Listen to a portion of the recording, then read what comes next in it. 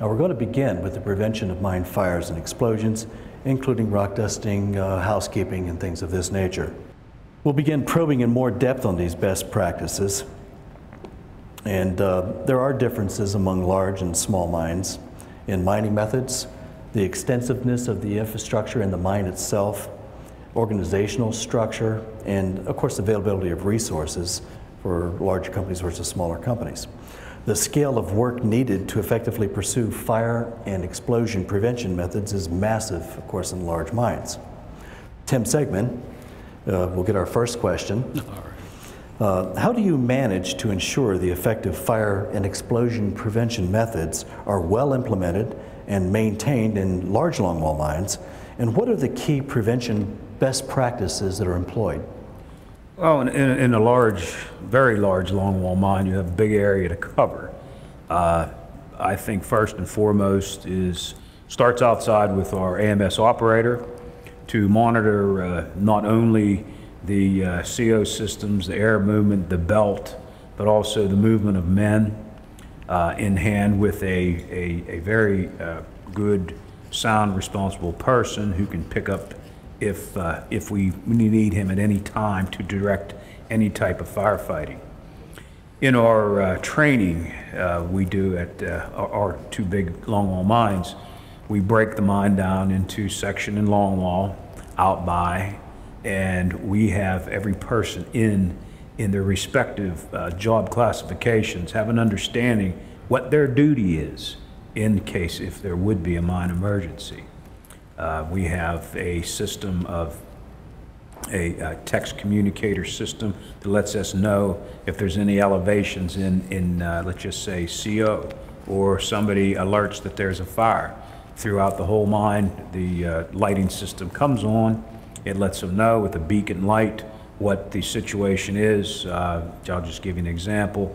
If it's a red beacon light, everybody knows at that point to evacuate the mine. They all have different signals, but that's a basic idea other than all of our equipment that we do have in place. Okay, thank you. Thank you very much, Tim. Tom, I imagine some of the perspectives might be a little bit different in a small mining setting, but it's basically the same question. You know, as opposed to the large longwall mines, what are the best practices? Maybe there's some commonalities, and maybe there's some of the very same practices that you pursue. Sure, there's a lot of commonalities because it's still coal mining, and you're still generating a lot of coal dust. You still have to watch for methane. I mean, first of all, you have to make sure that the men are familiar with the plans, both large or small mines, and they know what to do in the event of an emergency. So you do a lot of preparedness training that you hope that you never have to use. But you always want to make sure that you maintain the incombustible content by using a lot of rock dust. You always want to make sure you make good gas checks. Never take for granted that there is no methane because you can't see it. And you know, after the cuts are made, you always want to make sure you clean up any accumulations of coal and put them to the face, and make sure your runways are clear and that you don't have electrical equipment running through the accumulations. Okay, excellent. Thank you very much. We're going to show a little clip now on rock dusting and housekeeping. Rock dust is pulverized limestone. It is used in the mine to hold down the coal dust, the fine coal dust, to keep it out of suspension to stop a mine explosion. Rock dust is applied to the roof, the ribs, and the floor. It should have, in proper quantities, it should be white, snow white. If it's salt and pepper or a blackish gray, it's not adequate. Very fine coal dust, when it becomes in suspension into the mine atmosphere, is extremely explosive. Very fine coal dust has also been tied to what they call black lung.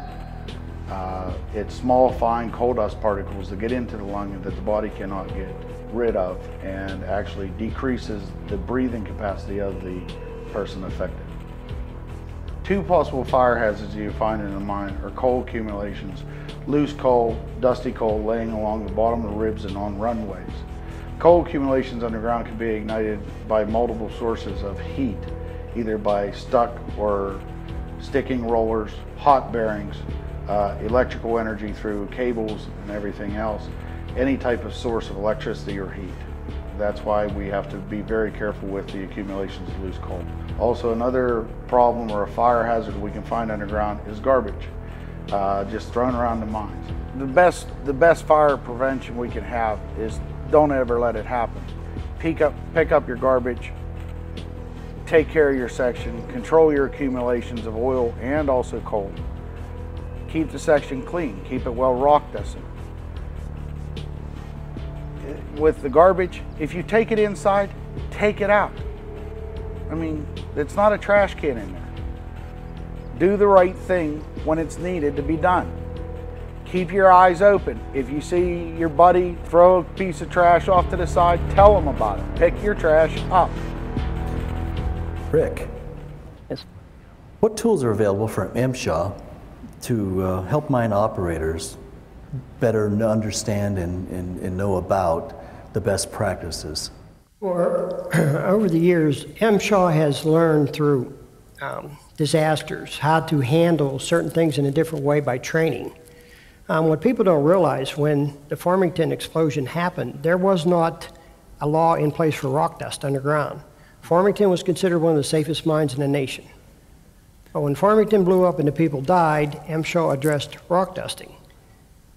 Then through not having an enforcement arm, in 1977 with the Mine Act, MSHA was created, and we set up standards for rock dusting to train miners how to rock dust properly.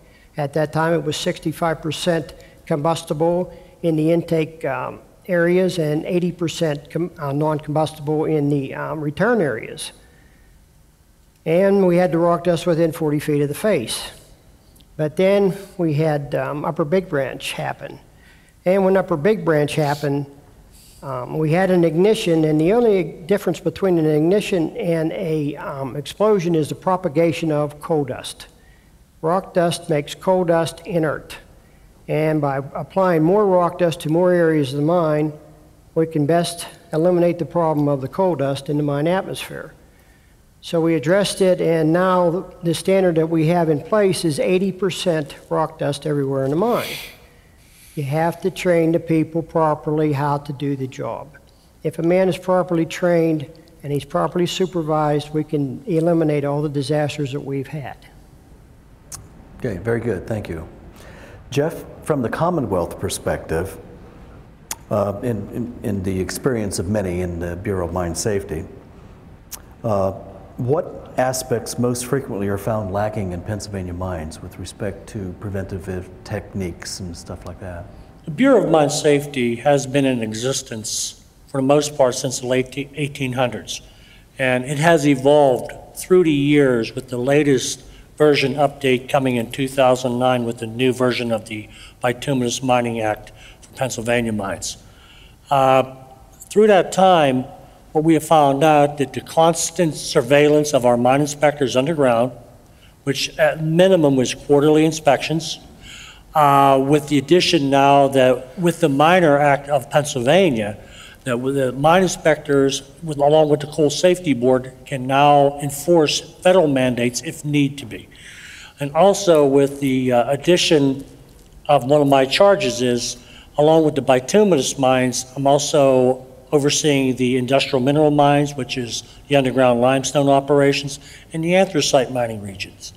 And Pennsylvania is unique with its symbiotic relationship with the underground limestone operations, that in the eastern part of Pennsylvania, the underground limestone operations, one of their products is the mining of the rock dust that is used in the rock dust that's being applied into bituminous. Okay, thank you very much, Jeffrey.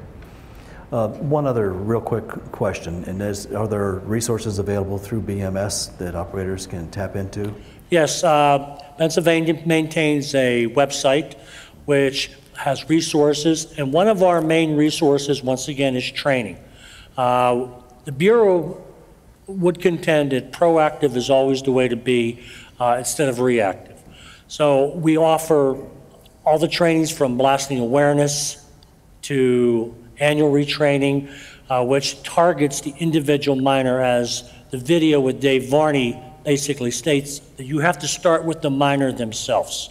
And once we can change the attitude of the miners with the proper training, with the proper tools to receive the training, and also the tools for the mine operators to take advantage of all the programs that are available not only through the Commonwealth and through the federal, that we can still assume our accident ratio, which is on the decline in Pennsylvania, and also our ongoing, going on 4 years with fatal-free in the state of Pennsylvania. Okay, thank you, Jeffrey.